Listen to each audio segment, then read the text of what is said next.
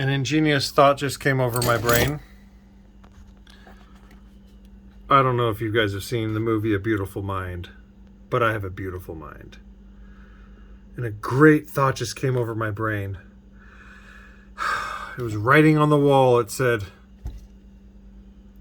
"Be nice to Bucket Bob." Okay. Bucket Bob will always be Bucket Bob. And here's what he does. He walks storefront to storefront. Okay.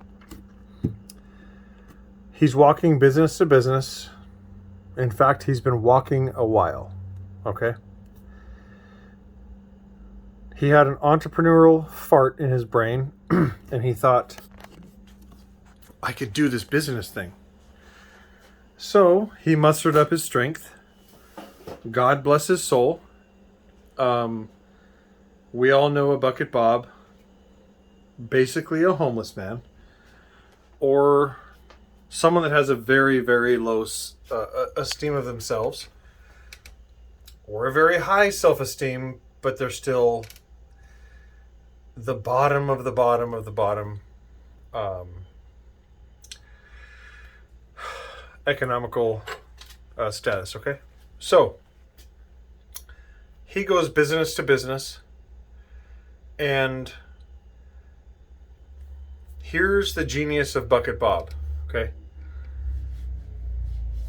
he looks just like the business owner who's inside of the barber shop, the insurance shop, the mom and pop pizza shop, the knick-knack patty-whack patty mama pop shop.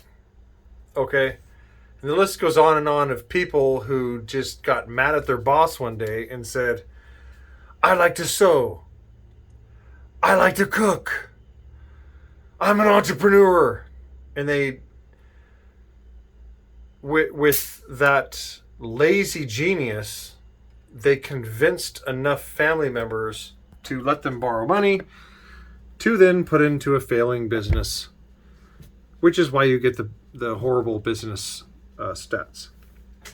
Bucket Bob goes to these people and says, oh man, and he tells them a story. Of course, they're going to listen to the story because it is their story. Man, I'm struggling. I'm in the barbershop guy's like, man, I'm struggling too. Inside, he thinks that. But on the ego tip of his iceberg brain, he thinks, I'm a genius entrepreneur. Mixed with the depth of, or the lack of depth of anything that is sufficient,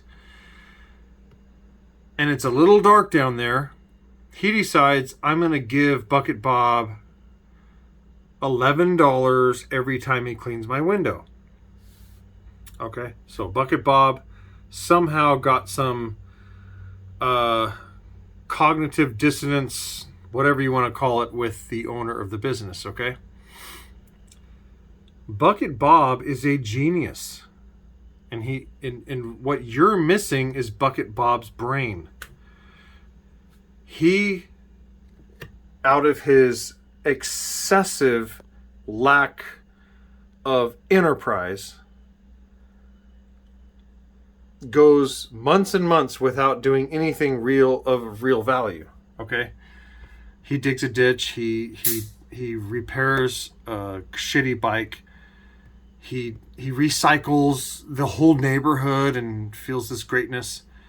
He then spends the recycled money on substance, and then he comes back and says, man, I can clean windows. Anyway, somehow he went to all these storefronts that you didn't go to. You've got to start where Bucket Bob is. One, he had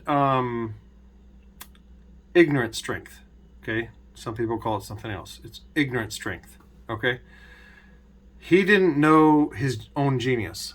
One, he knocked on several storefronts because he didn't have anything else to do that day. 2, he had a excessive ego because of his excessive lack of self-esteem. Okay? Two typically go hand in hand. Okay? We're dealing with it with the millennial generation. The less capable they are, the more self-righteous they are. And it's devastating to their parents and them, and everyone's fooled by it and nobody's saying it. It's the invisible elephant in the room. He's so cocky because he has such a low self-esteem that he went and did what you should be doing. He knocked on like 100 different storefronts, and he underbid the guy in front of him. So, long story short story long, you got to start at Bucket Bob. Get the very essence and essentials of what he has. Meet your client where they're at and do the numbers. So knock on 100 storefronts. And when the owner comes to you and you feel, man, these people make a lot of money. It's probably not true. If they're a storefront, they might not make much money. And the chances are Bucket Bob was there before you, and he's homeless, or he's almost homeless. He lives with his uncle Bill. Okay, so the way to upsell Bucket Bob is to just say, I have liability insurance. Maybe you paid for the very minimal liability insurance and say, hey, whatever your last guy did it for, he might be homeless. Let me do it. I'll be here on a regular schedule. If he comes before I came here, I'll skip it. Just tell me, hey, Bucket Bob already came. Because first of all, Bucket Bob will return to his original home. Okay? He will return there. His original home is less. Like, nobody knows where he comes from. He will reemerge at some point. But you have to understand the genius of Bucket Bob. He did the numbers, and he associated well with the psychographics of most storefronts. I'm telling you how to start at the very bottom, which is just storefront window cleaning. Hey, I get $100 here, $30 there, $60 here. It adds up to a total of jack shit. But jack shit is where you need to start. You need the jack shit because you're probably living jack shit. Your bills are jack shit. You might be living with your parents, so your bills are jack. You don't have any bills, right? Or you're living month to month with it, which is jack shit. You need jack shit to pay your bills, okay? So Bucket Bob is coming and going, and he's teaching you guys resilience, how to play the numbers, and how to play the psychographics. The numbers are, dude, the guy had nothing to do that day. The guy had nothing to do that day but to knock on 100 doors. You need to adopt that in your brain. Don't ask your wife, when do you want me home, dear? If a man is going to work, you should never seek your woman's advice. Ever. Go to work and work all day. Okay? You might have a wise wife who says, why are you seeking my advice? Just go work. You're smart enough. Okay?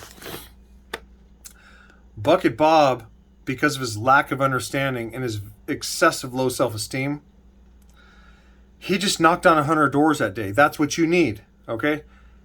His numbers, Bucket Bob's numbers were on, and Bucket Bob's psychographics were on.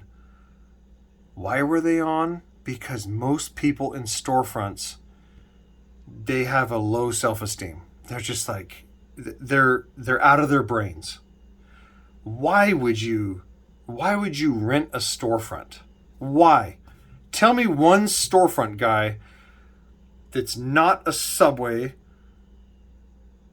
a Little Caesars pizza, a go down the list, a what is that? Rock and Block or something?